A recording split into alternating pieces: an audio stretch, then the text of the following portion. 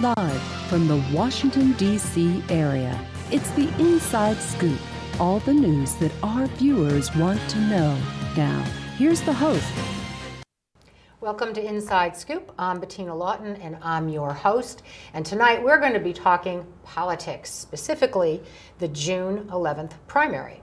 And our first guest tonight is Dan Helmer. He is the husband of Karen Helmer, a Fairfax County public school teacher. They live in Fairfax, where their sons attend local public schools. The son of an immigrant and grandson of refugees, Dan is a graduate of the U.S. Military Academy at West Point and is a Rhodes Scholar. He is a veteran of Iraq and a Bronze Star recipient for meritorious service in Afghanistan. A lieutenant colonel in the U.S. Army Reserve, Dan helps run Rios Partners, which is a small business in Northern Virginia. He's a Democrat running for the House of Delegates in Northern Virginia. And this is your second appearance on the show, Dan. I'm so excited to see you. Thanks for having me again. You did so well the first time that we had to have you back. Well, I appreciate being invited back. So why are you running for this, the House of Delegates? Yeah, so, Bettina, I think we deserve representation in Richmond that's going to put our community first. And we just haven't had that with our current delegate. And, as a leader in the Army, you don't ask the person sitting next to you, are you Republican, are you Democrat, are you independent? You ask, what's the mission? How do you get it done? How do you bring people home safely? And how do you serve the interests of our country? Okay. And it's that type of leadership that's been missing with someone who votes 97% of the time with fellow Republicans, doesn't find opportunities for bipartisan action. And I'm not sure exactly why it is, but maybe it's, he has a 5-minute commute to the work, but like many of the rest of us, I get out of work, I get out of bed in the morning at 6:40 a.m. I put my oldest son, Harris, on the bus. And then the traffic starts the moment I leave my driveway, right? So I go out to the intersection of Pope's Head Road and the Fairfax County Parkway, one of the most dangerous intersections in Virginia, and I sit at the light for 5 minutes, right? And you can do anything in 5 minutes. We've had the same representation. He's done almost nothing about that in 15 years. And then on the gridlock on 66, right? And then I hope that the metro's not running late today when I catch it at Vienna, so I make it to work on time, right? Right. And then I find out that actually we had an opportunity to put hundreds of millions of dollars into transportation infrastructure in Northern Virginia. And our delegate stopped that from happening. I couldn't figure that out. When I heard that, I read that, I was kind of like, what is he doing? Well, it just made absolutely no sense to me. Yeah, so I think we need someone who's going to fight for us, fight for our students and our teachers and our families, and make sure we spend more time with them and that they're getting, our kids in particular, are getting the education that they need to succeed in the modern workforce. So transportation and education are going to be priorities? Anything else? So transportation and education are the biggest priorities. I mean, all of us spend time on the roads. We know what this traffic is like. We know that we need to really broaden our thinking. So we need to invest a lot more. And if you're stuck in 28 because we haven't found the way to invest in the infrastructure there, if you're stuck on Braddock Road because once again we pulled all this money out that we should have had in our transportation infrastructure funding, you understand how important it is. But it's much broader than just the roads. It's also about investing in mass transportation. That's everything from hyperlocal bus service to looking at expanding rail service, VRE service. It's about making sure that Metro has the funding and is held accountable to make sure that it's meeting the service levels that we require to get more people off the road. So those of us, like in our district, that don't have access to public transportation infrastructure, spend less time on those roads. So that's a big piece of it, making sure our communities are walkable and bikeable and less dangerous. And that also, when you invest in a walkable, bikeable community, that also gives people access to mass transit and helps get more of us out of our cars so that those of us who have to use our cars are able to spend less time on the road. So I think there's real opportunities there. And on education, I mean, it's crazy. This is the 21st century. We are the economic engine of Virginia. And my son Harris spends part of his day going to school in a trailer. Right. Kids all over Battlefield High School in our district are in a trailer. Do you think that's ever going to end? I mean, there have been trailers, and my sons are much older than yours, and they were in trailers the entire time. They were in Fairfax public schools. It's hard to figure out how you deal with that without building more schools and And I actually talked with somebody who said what we should be doing is building the schools up because of the environmental impact of going out. So, you've got that. Let me ask you something else, because I thought another interesting vote that your opponent took that I think probably was not in accord with folks in your district was on the ERA. From what I read, he was the deciding vote, and it went down. Yeah, so for those of your viewers who don't know, the Equal Rights Amendment is an amendment that says a really simple thing. Men and women ought to be treated equally under the law in our country. That's it. Right. And it is unconscionable in the 21st century. Our delegate didn't just vote against. He was the deciding vote who said women shouldn't be able to be treated equally under the law.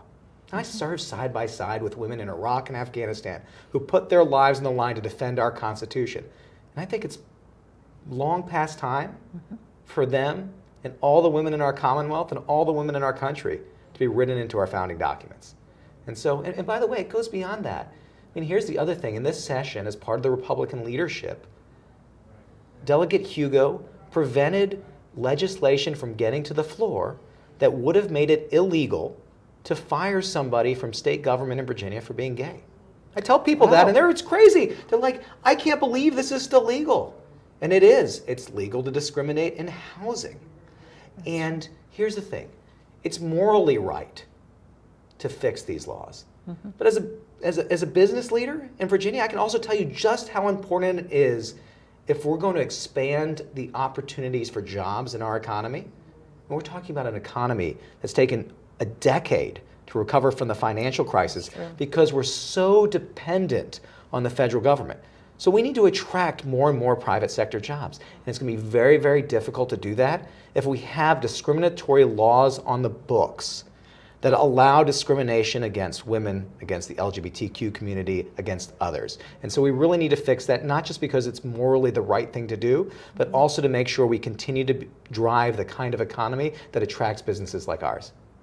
Well, and it has become more and more important because people have become more flexible in where they can work and where they can live. And you've got big companies now looking at us like the Amazon coming into over near Crystal City, which will have a big effect over on that side of our county as well. Yeah, and this seat, actually will determine, or is likely to determine, the majority in the House of Delegates.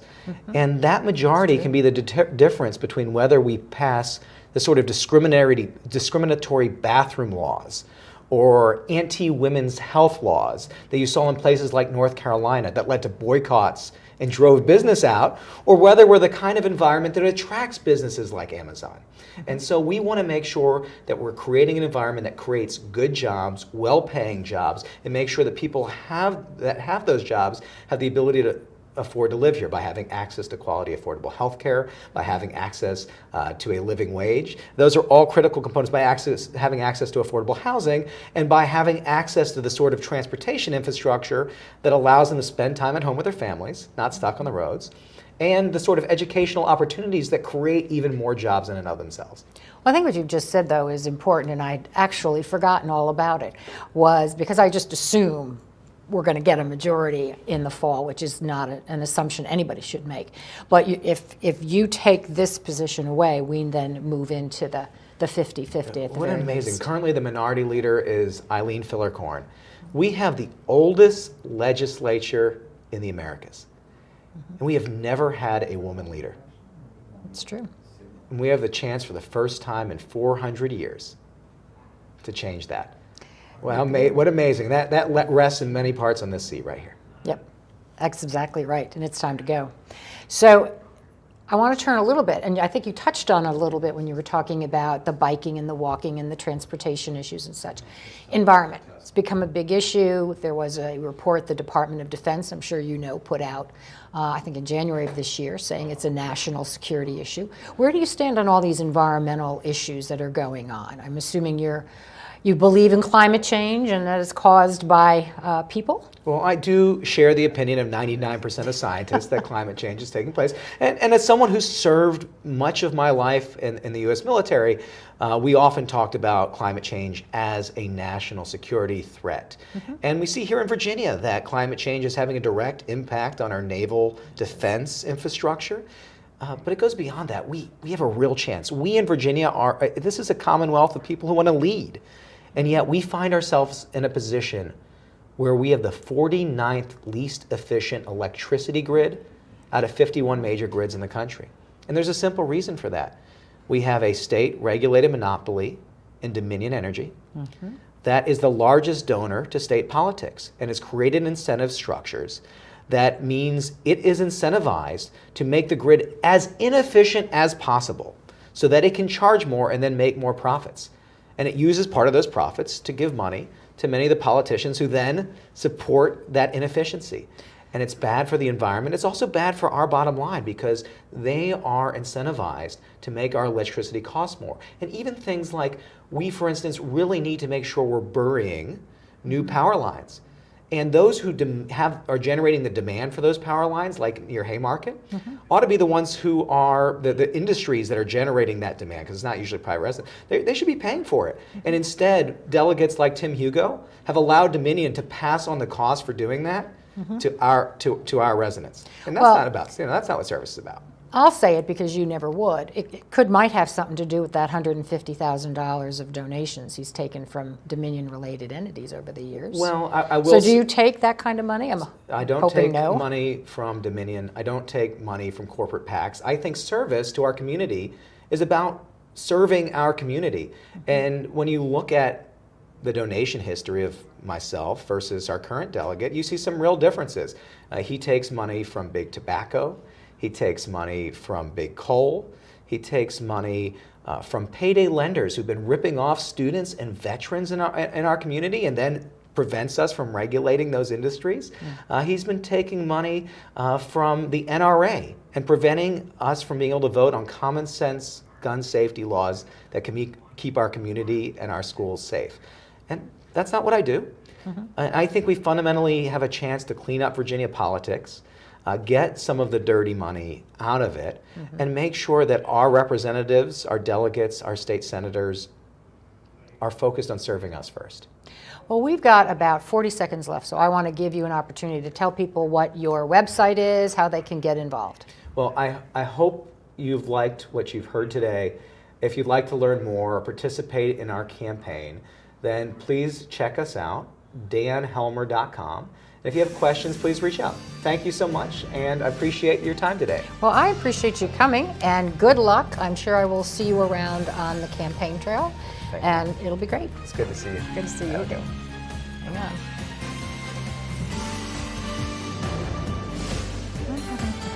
Not yet. Okay, so we drowned the fire, stirred it, drowned it again, and now just feel if it's cold. Yeah. Cool.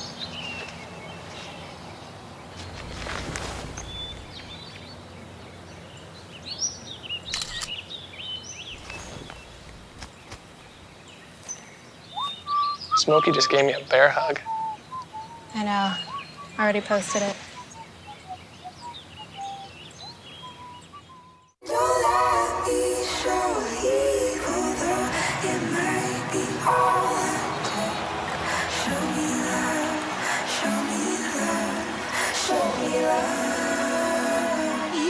I got a crick in my neck, limp in my step, cramping in my muscles every time I try to flex. But I don't wanna get on. It's very sad when all that I could do was remember you. You know I usually say no, but if you throw me love off the wood some more.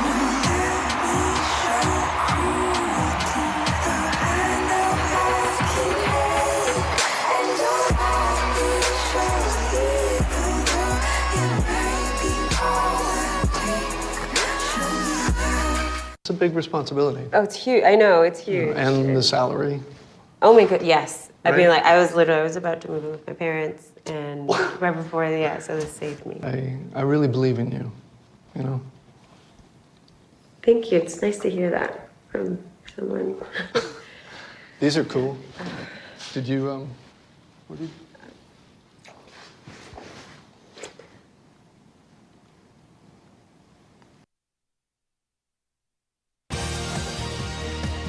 we're back to the Inside Scoop. Here again, your host.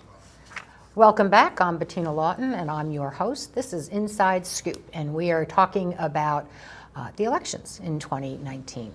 And our next guest is Linda Sperling. She is a businesswoman with over 20 years as a marketing and communications executive. She's a former college professor at GMU and Nova Annandale. She's a community leader, a lifelong Fairfax County resident, and she is running to represent the Springfield district on the Fairfax County Board of Supervisors. Now, growing up in Fairfax, Linda learned firsthand that there are two Fairfax counties for economic security, opportunity, and upward mobility. And as a result, her true passion is service to the community.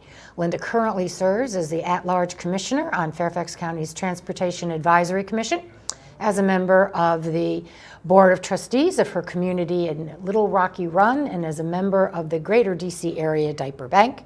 She lives in Clifton with her husband, her two amazing sons, Brady and Ryan, and her mother. So welcome. I'm glad to have you on the show tonight, Linda. Yes, thank you so much for having me. So, as we all know, Pat Harity is the current supervisor. He announced today he's going to run for re-election. So why do you want to be the supervisor? Well, as you alluded to in the introduction, I have lived in Fairfax County since I was in kindergarten. My father worked for the government and he was transferred here, and we've been here ever since. But very shortly after moving here, my family came into some trouble. Life happened. I'm not sure the best way to put it. Mm-hmm. However, we initially settled down living in Mount Vernon in a house on the Potomac River. But in very quick succession, my parents had a failed business. My father had a lot of health problems, and then my parents ultimately divorced. And so they were just devastated by legal bills and by medical bills. My mom and I moved into a 2-bedroom apartment in Springfield. My mom was working 2 jobs. My dad was living in Annandale in a rented basement. And I realized at that point that there are 2 Fairfax counties as far as economic opportunity are concerned. And the reason for that is because it's expensive to live in Fairfax County. It sure is. It costs over $500,000 to buy a house. The average house price is $500,000.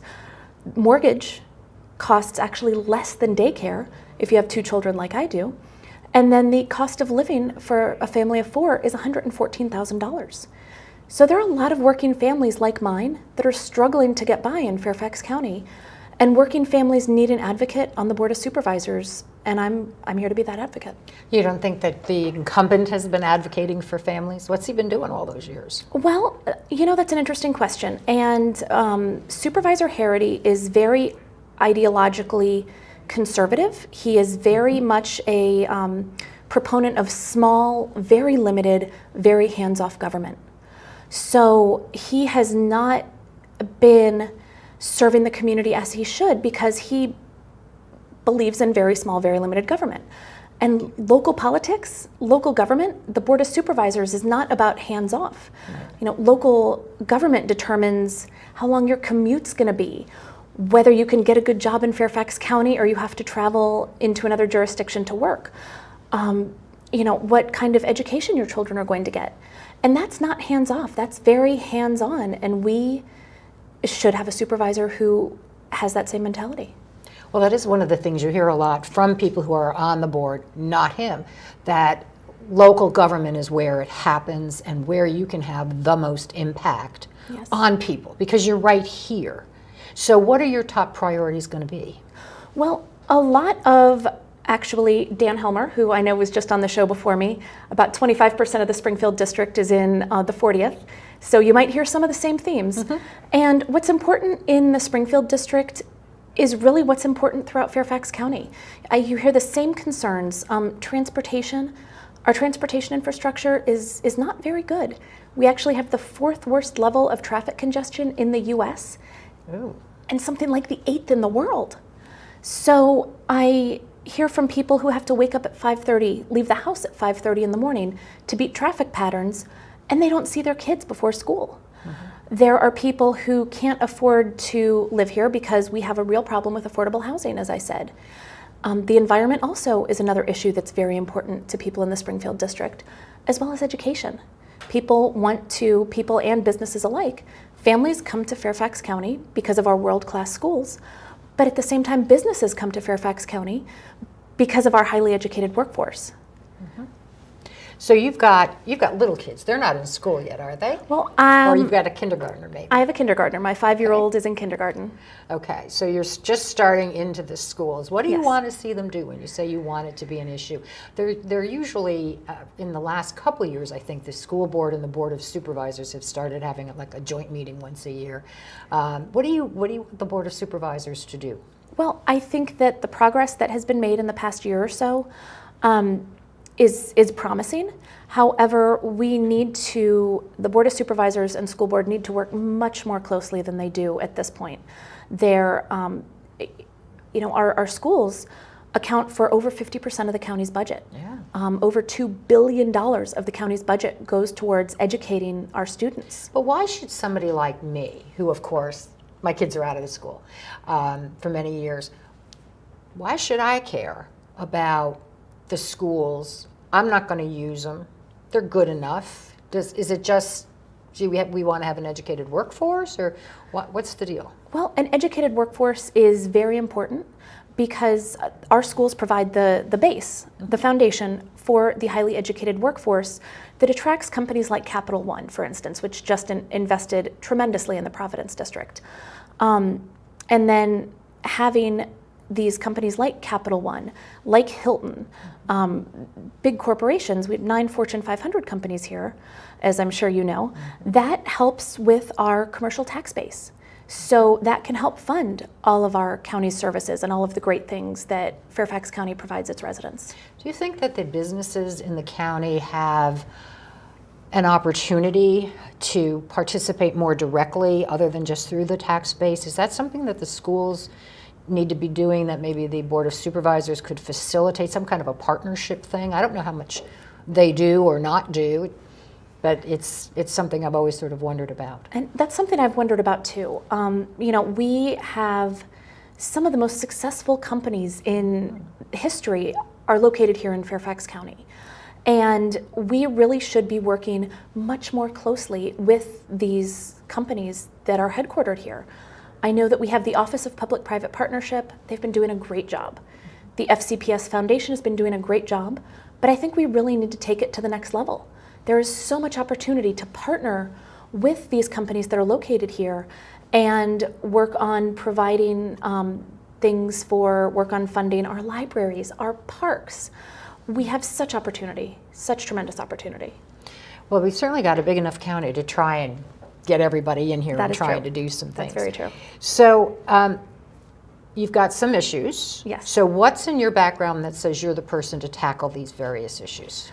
Well, I have a very unique background in that I have quite a few areas that that I've experience in that all come together to make me a very good candidate for the Board of Supervisors.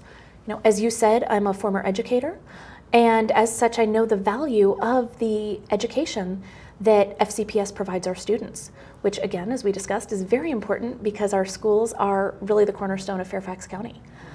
I am also a member of Fairfax County's Transportation Advisory Commission. And so I know what is going on and what is wrong and what is being worked on with our transportation infrastructure. And as Dan Helmer alluded to, our transportation infrastructure is so important in people knowing whether they're going to spend an hour and a half in traffic or 20 minutes in traffic.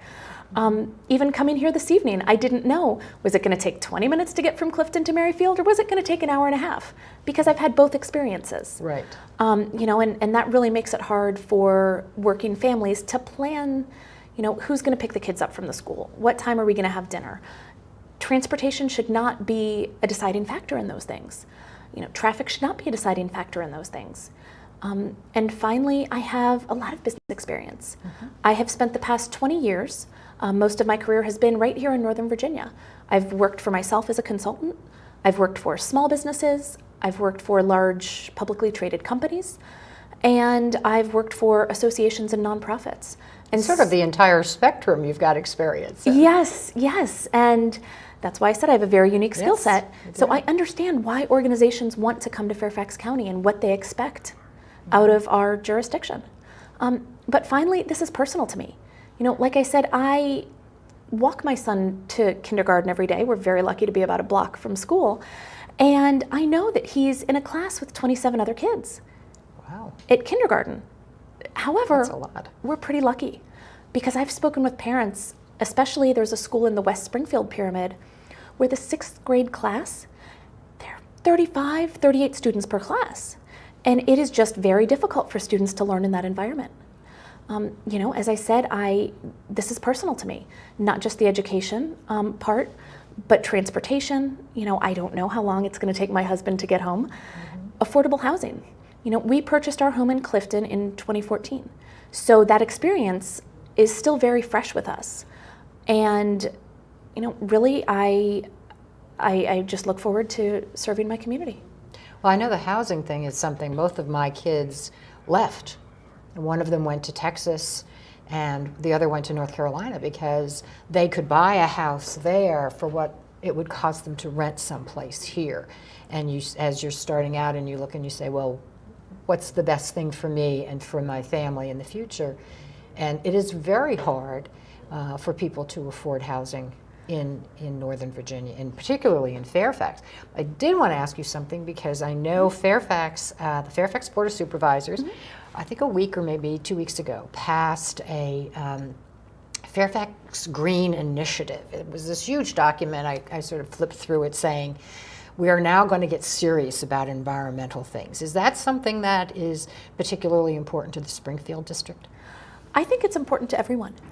And I was very glad to see this action taken by the board.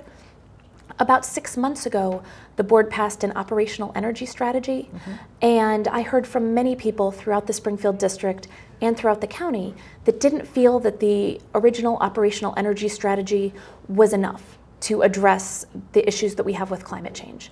So I'm very glad that we're now addressing things such as expanding pilot programs for solar on government-owned buildings and schools, looking at replacing more aggressively our county's vehicle fleet with electric-powered vehicles. And I think that it's much needed, and I really hope that I can help Fairfax County become a true leader in the Commonwealth. Well, I was very surprised to discover that we only had one full-time person working on it, so that's part of it too. It certainly is. Well, as we're going out, I want you to have an opportunity to give everybody your website and how they can do it. You've got about 5 seconds to do it, though. All right, thank you very much. My website is sperlingforsupervisor.com. If you like what you heard, check it out. All right, we will be right back to talk about the 2019 elections in Fairfax.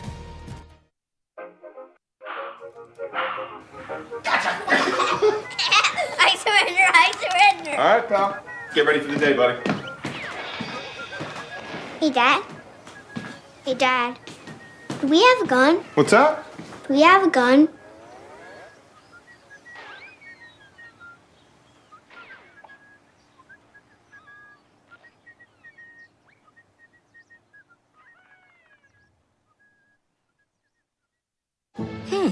Maybe you can make retirement happen.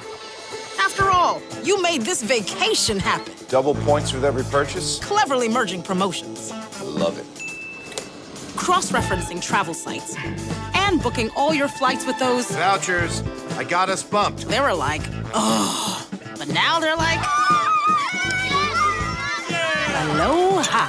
You aced this vacation. Now get the tips you need to get on track at aceyourretirement.org. I tried Oxy at a couple of parties. I thought I had it under control. I didn't know it'd be this addictive. I didn't know how far I'd go to get more.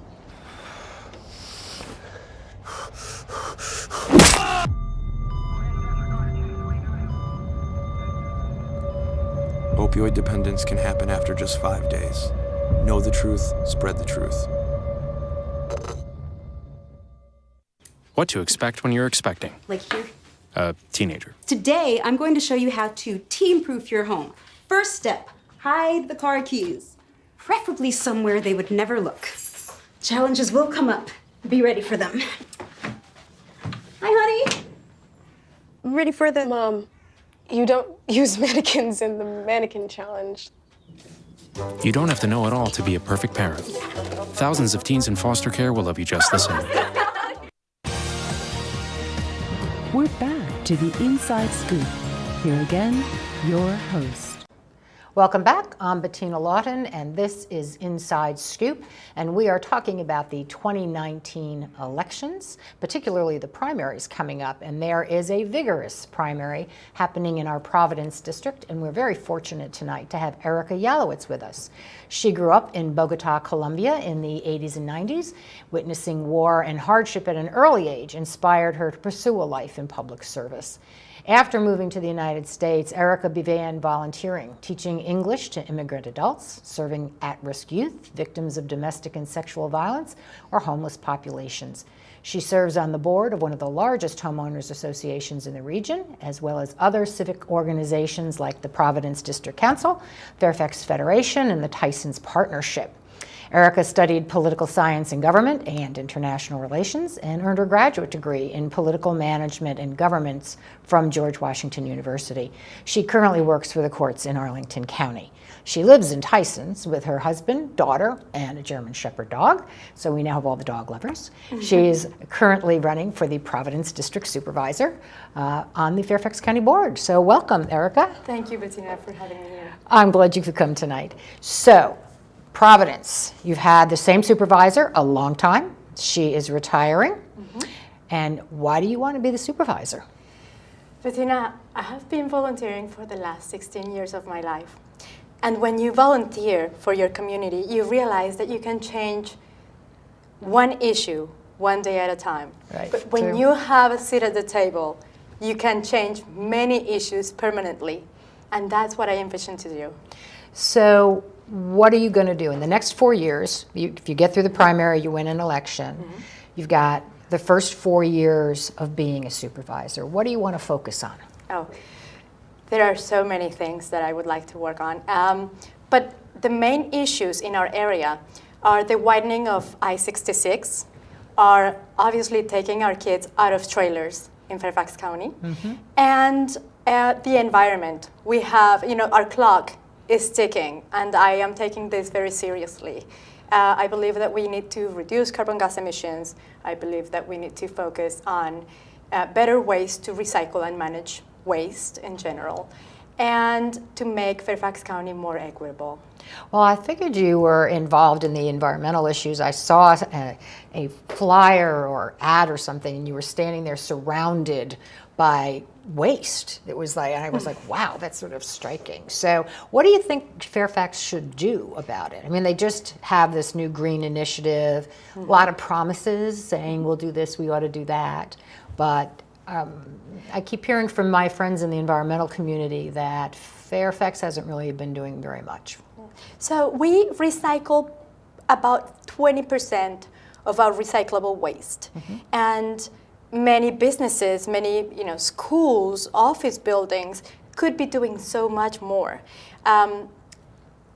Landfill space is the same as anything else. We may be running out of landfill space and looking for ways to send our waste to any other areas. So I believe that if we use the best ways, the best ideas to recycle or to reduce, reuse, and recycle, we will be in a much better place. We can also invest and bring capital and venture capital to invest in waste management and ideas in businesses that can transform this waste into something that we can continue to use instead of sending it to the landfill or sending it for processing, which is something very conflicted since now China, the country that used to buy our waste, is not receiving as much, at least plastics for processing.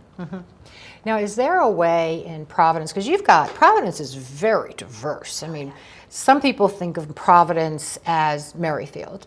Other people think of it as Tysons. Others are thinking of neighborhoods, and all of them are correct because all of that is sitting in the Providence district. Are there different strategies that you need to deal with in terms of of improving the environment in these different areas, or making communities more walkable, or what can we do besides just managing the waste that we're making? Yes, absolutely. So our district is very hybrid, and I love it because we have urban centers in Tysons, Merrifield, and Loring. We have the highest number of metro stations than any other district in the Commonwealth of Virginia. And we are just one district out of 9, because you would argue that probably Arlington County has many more metro stations, but Arlington is a county. Right. We are a district. So we have the urban centers in Tysons, Merrifield, and Loring, and we have single-family home neighborhoods all around the district in Mantua, Oakton, Woodburn, Idlewood. So our approach should be mixed as well. I am focusing on smart growth, environmental stewardship, and mobility. So what does smart growth mean to you? Because it seems to mean different things to different people. Yes. It includes ways to develop and still be sustainable.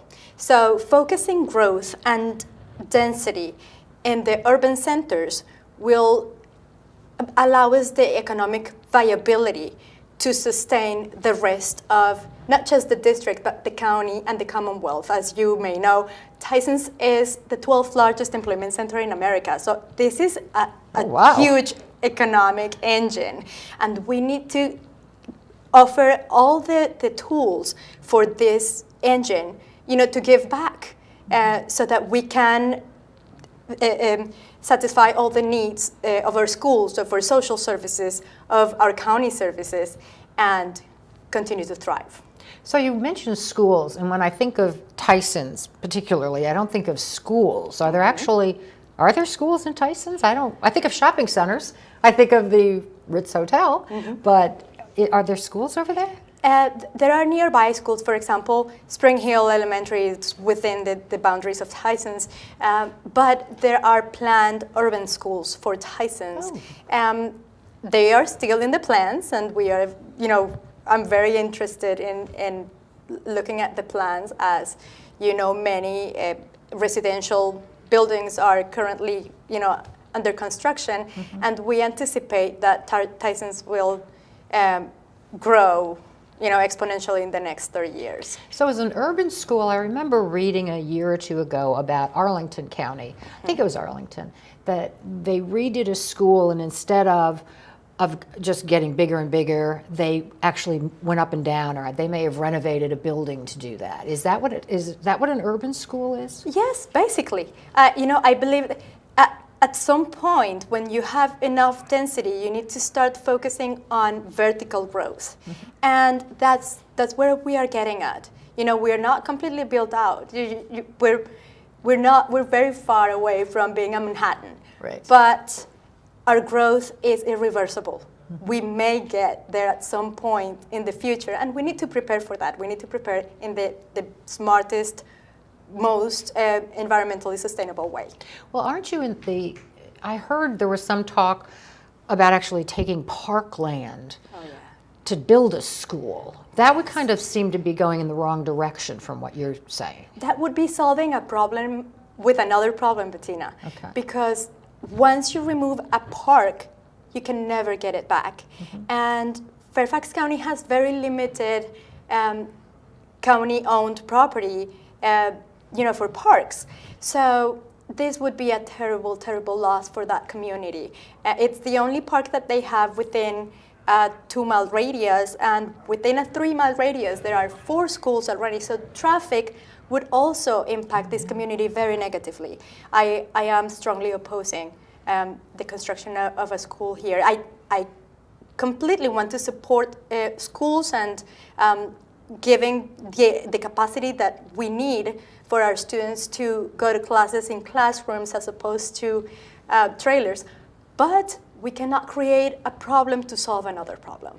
Right, it sounds like there has to be a little bit more creativity going into how we deal with that overcrowding. And that is what I'm all about. I'm all about bringing creativity to local government to solve these issues that need more than one point of view, that we need one more perspective, or evaluate ways that other cities have successfully solved these problems in many other places in the country or in the world. We don't have to reinvent the wheel. Okay. So let me ask about funding these various priorities of the green spaces, expanding the schools. How do we fund the things that you want to do? So we only have one budget. It's about priorities. And priorities and budgets reflect our values.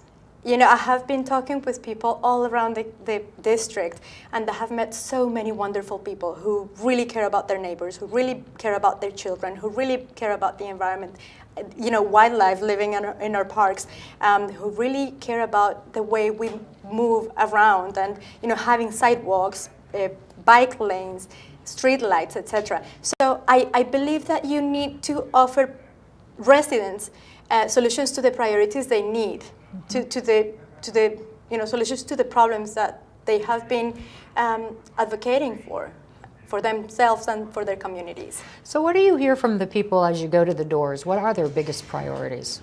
Traffic and transportation is a very difficult issue. And I can't speak for myself. I live 3 blocks away from my grocery store, but I cannot walk there easily. I have to walk across 8 lanes of road to no sidewalk to get there. And you know, if you're a mom with a stroller, you will think about safety for your children. So what do? You drive. And that is not the way that we are, you know, or should be thinking about reducing carbon gas emissions, for example. Right. You know, if you offer the infrastructure for people to walk, to bike, to use an electric scooter or a Segway, you know, so many things that we can use now. But if you offer infrastructure to use those safely, people are going to use them and enjoy public spaces a lot more. Absolutely. And it seems Tyson's would be a good place to try and do that, because you've got people who can live in Tyson's and work in Tyson's and not having to get in the car. But you're right, in Tyson's, though, you got a lot of roadways to walk. I was actually driving through there this morning and saw someone with 3 kids on the corner, and I thought, oh, because she couldn't hold on to all 3 kids, of course, and it really caused me to sort of pause and say, I got to hope one of those kids doesn't get away and be prepared to stop. So I do want to give you an opportunity in the next 10 seconds or so to tell us how people can contact you and participate in your campaign. Absolutely. My website is www.erikaforsupervisor, Erika with a K.org. Well, it's better that it's Erika instead of people trying to remember Yalowitz. That's a little tougher to spell. Yes, Erika with a K. Erika with a K. Well, thank you so much for coming. Thank you, Good luck Bettina, in the for having primary. me. And Thank you. I'm sure I'll see you out there. Absolutely.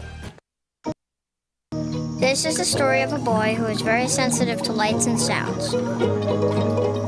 So he built secret hiding places where nothing could get in. The boy didn't like looking people in the eye. It made him feel uncomfortable. One day, he found out he had something called autism. His family got him help. And slowly, he learned how to live with it better. Early intervention can make a lifetime of difference. Learn the signs at autismspeaks.org. What do you think you're doing, Kevin? Was just gonna drive home.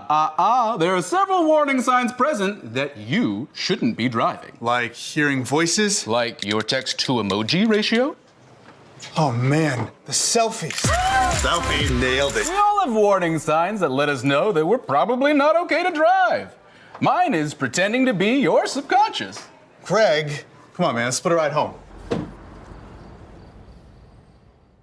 Being a dad is an adventure full of special moments. A cruise? Right.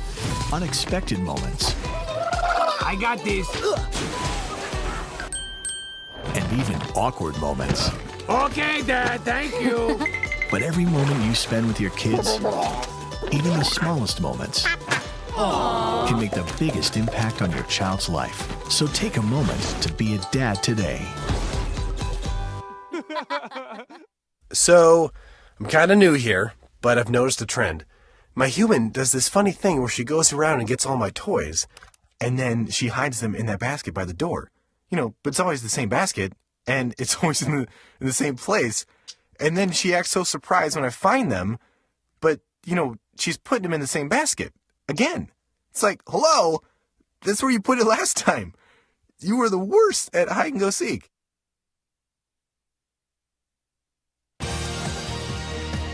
We're back to the Inside Scoop. Here again, your host. Welcome back. I'm Bettina Lawton, and I'm your host, and we are continuing to talk about the 2019 elections in Fairfax County. And this time we're going to turn towards the southern part of the county again with the Lee District.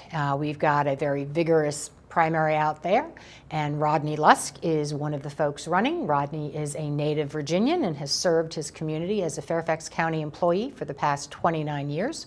Currently, he is the marketing director for the Fairfax County Economic Development Authority, where he acts as the Fairfax County ambassador to the rest of the country, leading the campaign to attract new jobs and industry to our community. And beyond the scope of his professional work, Rodney advocates on behalf of our community through his work on local boards and initiatives, including the Fairfax County Committee to Prevent and End Homelessness, Leadership Fairfax, which is the first place I met Rodney, Yes. the Southeast Fairfax Development Corporation, Embark Virginia Highway. Rodney is an 18-year resident of the Lee District, where he lives with his wife Jacqueline and his daughters Sheridan and Addison.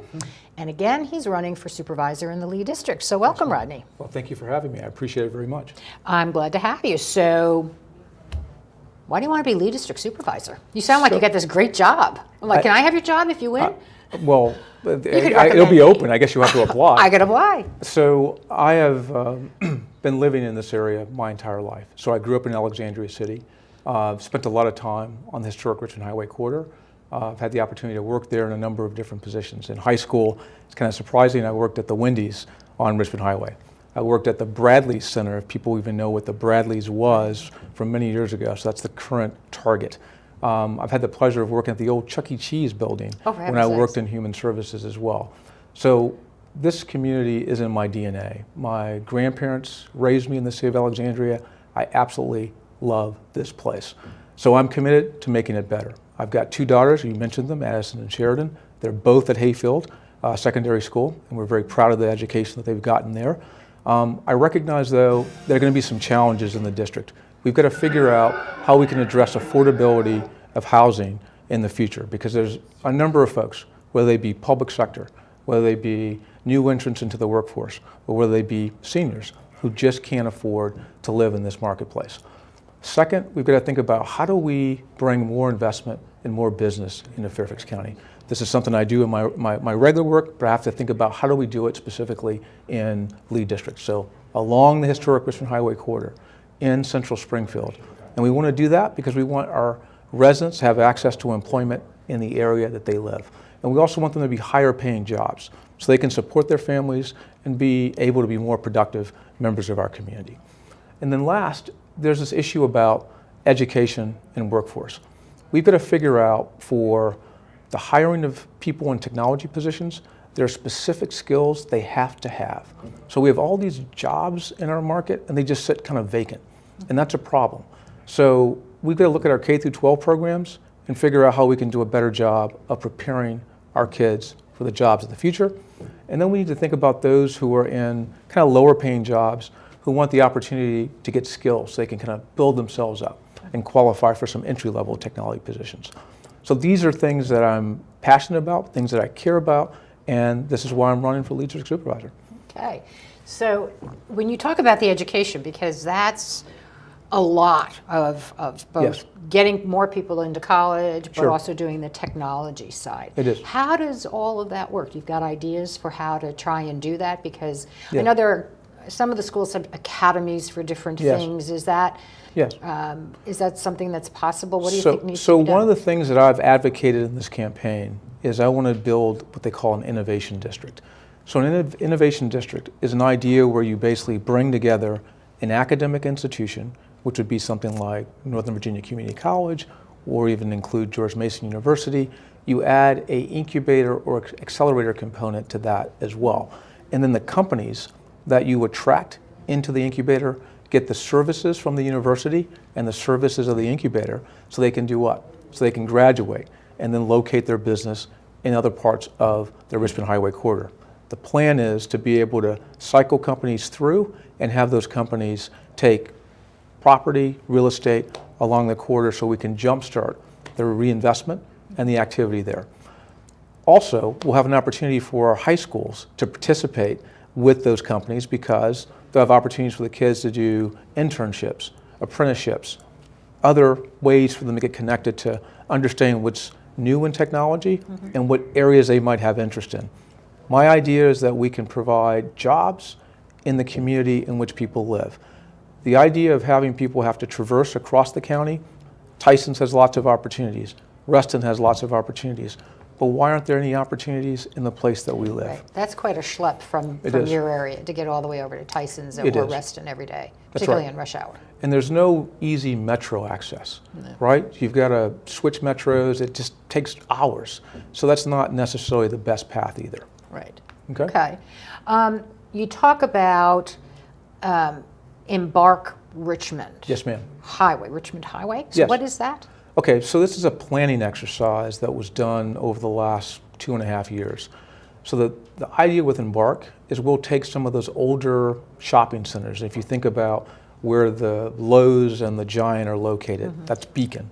So at Beacon, we would convert that into a mixed-use project. So you'd have office, retail, and residential all in one place. You could build what would be essentially like a town center, similar to what we see here at the Mosaic project. We want to have open space, green space for people to kind of come in, aggregate, listen to concerts, participate in other activities. I think the beauty of the Beacon site is it's the highest elevation in Fairfax and also the highest elevation in Lee District. We could have taller buildings, which would have great views over to Washington, D.C. So I think we've got an opportunity to make a dramatic change in the landscape of the corridor and to give additional opportunities for employment, again, for the residents who live right on that highway. Now, am I right, and I Sure. very likely could be wrong on this, Rodney, but Sure. is the other side of Lee Highway in Mount Vernon, or does the Lee District have both sides? So what happens is the highway is sort of bifurcated between the two districts. So on the east side of it, you're in Mount Vernon District. On the west side of it, you're in Lee District. So you're exactly right. Okay. So we have to partner. So all the decisions that we're making are going to be in partnership with the Mount Vernon District. So Dan Stork is a person that I'll be working very closely with if I'm elected to be Lee District Supervisor.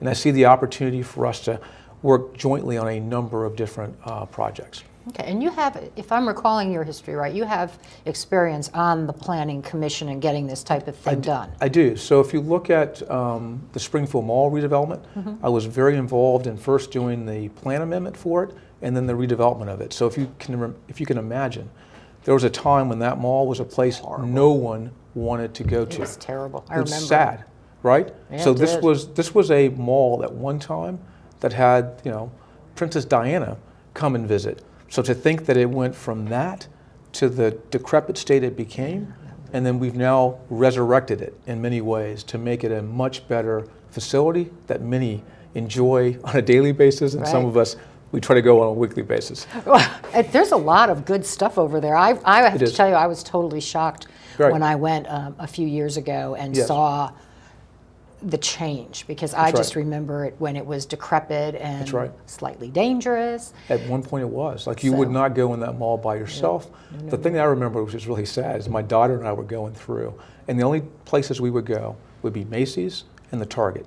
But then one day my daughter said, well, can we just walk to the mall? So we would walk into the mall, and I could see all these cans and buckets inside the mall. And I'm thinking, why do they have all these buckets? Because they had a leaky roof, and they were just trying to capture the water with those buckets. Yeah. That is all gone now. The place is magnificent. It's fabulous. It's impressive, and we've got to do more. And so you've also got, the other thing I'd noticed when I was there is you have the mall itself, but all of the surrounding areas have all been redeveloped now and have other sort of standalone type companies and food places and all kinds of good stuff. So it's not just the mall. That whole area has been revitalized. Yeah, so the thing that's going to happen in the future is that mall is going to become a town center. So what we'll see there is apartment buildings, we'll see a hotel, and we'll see more high-intense retail. So I think in the future, it's going to be a very different place than it is even today. So I do want to say, because I always get Sure. confused about the Lee District, because Springfield Mall is in the Lee District. It's in the Lee District. And I always think it should be in the Springfield I District. know, because it says Springfield Mall, but Right, no, it's exactly. in the Lee District. So that is in the Lee District. It is definitely in the Lee District. Okay, so anybody who's not too sure Yeah, where they are. where they are, look Exactly. it up on the vote.virginia. It'll tell you which district you're in. I got another landmark for you. So when I was on the Planning Commission, I had the opportunity to work on the Wegmans project. So this is at Hilltop. So we did the plan amendment for it, we did the rezoning for it, and today that place goes like gangbusters. You can barely get in there on a Saturday or a Sunday. So, and my wife, if she's ever missing, I can find her at the Wegmans. That's where you can find her. Yes, ma'am. Well, it sounds like a great experience that you might be able to bring down to the Beacon Yeah. Mall area, because that That's is that it would be a good place to do it. Sure. Let's talk about some environmental stuff as we Sure. sort of wind up. Sure. Fairfax County Yes. adopted this Fairfax Green Initiative. Yes. A number of years ago, when Jerry Conley was the chair, as you may recall, they Yes. did the Cool Initiatives, or the Cool Fairfax, Counties. Cool Counties, They did. which didn't seem to do too much. Right. So how optimistic are you, how committed are you to Yeah. addressing those kinds of issues? So I'll give some credit here. Supervisors Faust, McKay, and Stork were the ones who were the authors of that amendment or that board matter. So the beauty here is that gives us the opportunity to establish some short-term and long-term recommendations for how we deal with the environmental issues and climate change in Fairfax County. So in the short term, we're going to do things like put solar panels on schools, we're going to change LED lights with street lights, and that's going to make a big difference in terms of cost savings and more energy efficiency. The interesting thing is I think there's more than 50,000 street lights that are going to be converted to these LEDs. And as a result of that, it's going to reduce the carbon by 31.4 million tons per year. It's like a huge number. And it's going to save us like $1.4 million a year in electricity use. So doing good things for the environment also has the opportunity to save money for the county. Now, the other thing I'll say is that I appreciate and recognize the aspirations of the new Green Deal, and I recognize the Green New Deal has some components in it that we're gonna have to work towards them. So the idea of getting to carbon neutral is something that we've seen that the Sierra Club has talked about. We've also seen the Faith Alliance talk about that with their Fairfax to Zero proposal, and it's great. Tell people how they can find you. So please feel free to visit my website. It's at luskforsupervisor.com. And thank you very much for the opportunity to be here today. Well, I appreciate Enjoyed you it. coming, and good luck. You've got a number of folks, but I do. you won the Straw poll. last weekend, so you should be in great shape. Well, I'm doing everything I can. All right. Thanks a lot for coming. Yes, thank you.